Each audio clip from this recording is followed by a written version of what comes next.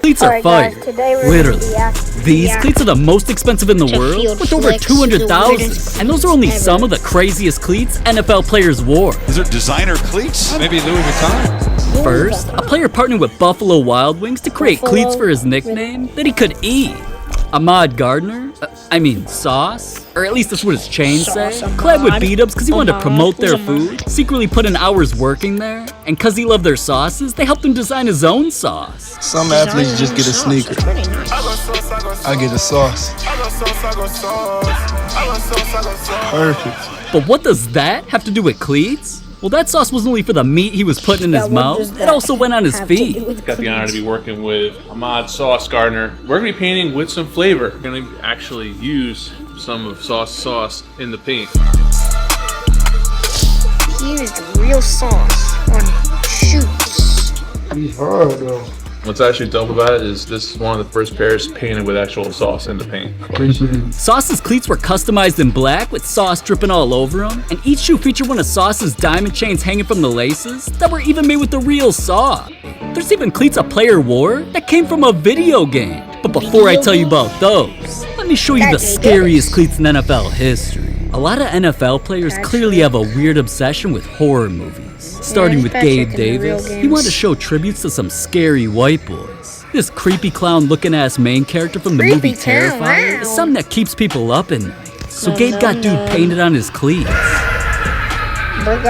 He was also inspired by the movie series Halloween because of its iconic killer Michael Myers, so he got cleats customized for him too. Now, Adam Thielen did a little bit more for his scary movie fetish. This is Pennywise. I actually do cuss a little. Do you? Also, yeah. What's your favorite curse word? Yeah, what the heck are you? Yeah, that shit scared me, so I just had to traumatize you with it. Anyways, dude's one of the ugliest killers ever from the movie It, and not only did Adam literally show up to a game dressed as him, he clowned his own cleats by getting Pennywise on him. Then, he dressed as another character too, the Ghostface motherfucker from Scream, and also from the Scary Movie series. What's up? And then turned his cleats into some perp with dude's face on them. Now, okay, I definitely respect what JJ Watt turned his cleats into though, cause I grew up watching the same movies. Freddy Krueger, That's the worst sound ever.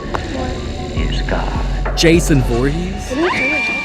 These guys were so known for their movie scenes that they eventually got put into the same movie and battled each other. So JJ represented their rivalry on a set of cleats with both of their faces. The colors on those are crazy. Something even crazier though is this guy. Do you want to play a game? That's not a face you ever want to wake up to. Jigsaw from the Saw movies is known to torture all of his victims with crazy games, which kinda reminds me of what Stefon Diggs does every week to his victims. I wonder why he got cleats of dude. The absolute craziest Halloween themed cleats a player wore though had to be Isaiah Rodgers. Cause his weren't only designed to be wrapped up like a mummy, they had an actual face underneath with eyes that glow. But not all players' cleats are crazy in a scary way. Like, it shouldn't even be allowed to wear these next ugly things on a football field. I never thought that I'd see cleats like this dude's. Dookie Nacho? Speaking of nachos, let me take a bite real quick. All cause dude was an unknown player who literally got no playing time. He wanted to go viral somehow, so he started wearing cleats that belonged on a homeless man. First, Duke obviously liked the popular Converse shoe Chuck Taylor's, cause he decided to take his all-white cleats and literally tape them up to make his cleats look like the shoes.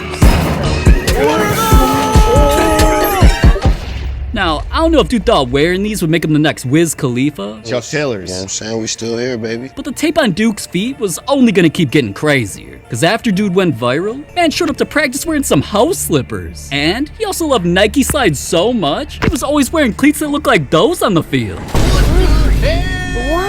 Duke's cleats made him more famous than his play on the field, so he kept getting more creative with blue versions, and just when I thought I seen it all, dude really stepped out in some Gucci flip-flops. Speaking of designer though, what Drew Brees wore on his feet proved he was the NFL's biggest hype beast. Is it designer cleats? Is that Louis Vuitton? Maybe Louis Vuitton? Yeah. Just taking a look at this dude, you'd probably expect him to wear cleats that look like something a dad would cut grass in, and most times he does. But one day, Brees wanted to randomly surprise everyone at training camp by wearing cleats a lot of people dreamed about having. Cause at the time, everybody was hyped up about a collab that was taking over the world when popular designer brands Louis Vuitton and Supreme teamed up to create a red and white colorway of every single thing people could own. There were even hypebeasts wrapping their cars in the brand, designing entire rooms with it, and even turning their mansion Supreme themed. So when special cleats were designed for football with the bottoms completely covered in gold, god damn, these custom cleats were some of the craziest Ian Breeze ever saw. So when he put that shit on, cameras and his teammates couldn't stop looking at him. Saints training camp day 3, quarterback competition number Hold on. 3. Before we start, can we get a close-up on my man's cleats right now?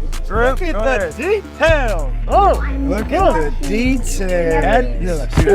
Hey, don't get the shoes. Don't get the shoes. Don't get the shoes, man. Can't get the shoes, man. Now, I'm not even gonna lie, that was the first time I thought Drew Brees was cool. But Aaron Rodgers' cleats weren't just crazy. They came from people being burned alive. I apologize. This is really difficult to cover. Rodgers was heartbroken when he heard about a tragedy near his hometown in California. Jeff, this fire is burning out of control 24 hours after it started. People have died. Firefighters have been hurt. We just heard what sounded like an explosion in the distance, and a police officer told us it was propane tanks.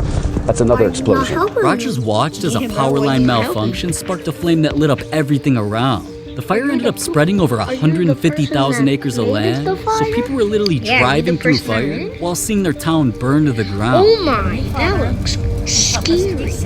So not only did this cost over $16 billion in damages, it became the most destructive fire in the state's history by killing over 85. Heavenly Father, Hold on. please help us to be safe.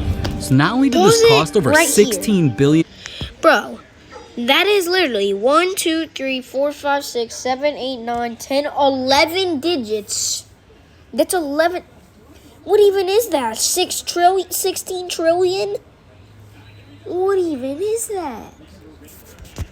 Dollars in damages, it became the most destructive fire in the state's history by killing over 85 people. Rodgers knew he had to do something to honor his home, especially the people that were lost. And that's when he hit up a famous designer to create some crazy cleats that would have the entire world aware of the tragedy. Now, I didn't even think a design like this was possible, but the cleats were literally created using flames. They were also designed as an outdoor camping vibe, with shoutouts to the location of the fire like Paradise Strong, as well as Cal Fire. So Rodgers was lit when he got these.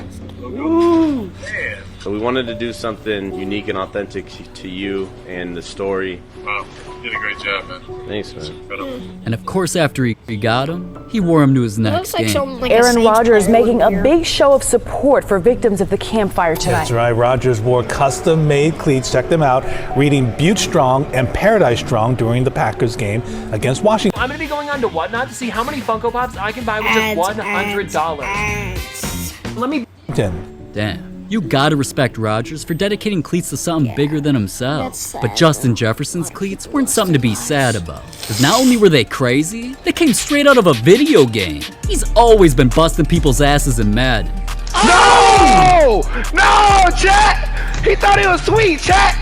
Come on! Let me see those W's in the chat! And lucky for him, he's become such a football star in the real world, it almost made his character unstoppable in the virtual world. His main motivation to keep getting better was to up his Madden rating to a legendary 99 overall so that he'd be awarded with some special gifts. And as Madden 24 was about to drop, he predicted what his rating would be. I think my Madden 24 overall rating should be a 99. And right after that, Madden made things official by granting Justin's wishes. He not only became the highest rated receiver in the game at that 99 overall, he became the highest rated receiver in Vikings history, passing their ex-most legendary player Randy Moss, who had a 98 overall. This was a huge honor, so Justin even tweeted, "Y'all have no idea what it means to be a 99 in Madden. Since I was 7 years old, I've been creating my own player making him 99, now I don't have to." So now that Justin officially became an exclusive member of the 99 Club, Madden damn near turned into COD by sending him an exclusive care package with some goodies. A custom PS5, custom controller,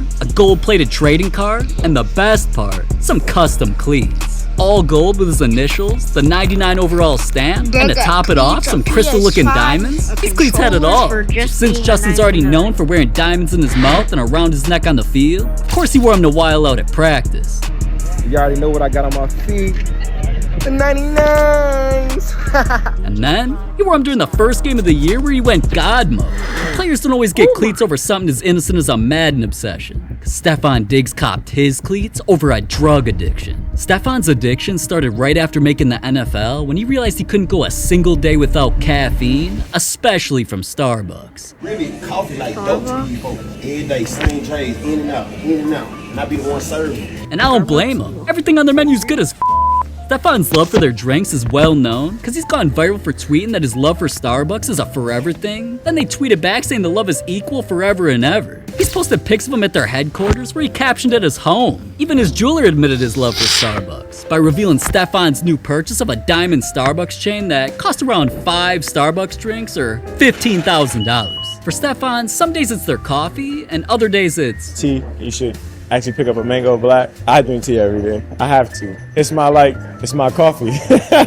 His obsession with Starbucks even followed him into game days with some custom cleats. And these were just his first cleats that not only had Starbucks logos all over them, everything about them was the brand's colors, and they were designed to look like a cup of coffee ordered from their place. He also got a second pair made. This time a Reddit out version, which is better in my opinion, that he even wore during a game against the Seahawks in Seattle, ironically the city that the first ever Starbucks opened. Man's really proved he's a fiend for caffeine, even when he's on the green. But speaking of green, not that. Odell Beckham's cleats cost a whole lot of it when he wore the most expensive in NFL, no, scratch that. He wore the most expensive cleats in sports history. It ain't a surprise that Odell would do something so ridiculous when he'd already worn cleats that matched a famous character in Batman movies, the Joker, and got dude's face put onto his cleats. Odell also did a little something for his foot game for Kanye West. And no, he didn't wear some ugly ass Yeezys like everybody else who thinks they're cool. We don't give a fuck! Nor did he copy the other NFL players who wore Yeezy cleats like DeAndre Hopkins and Von Miller.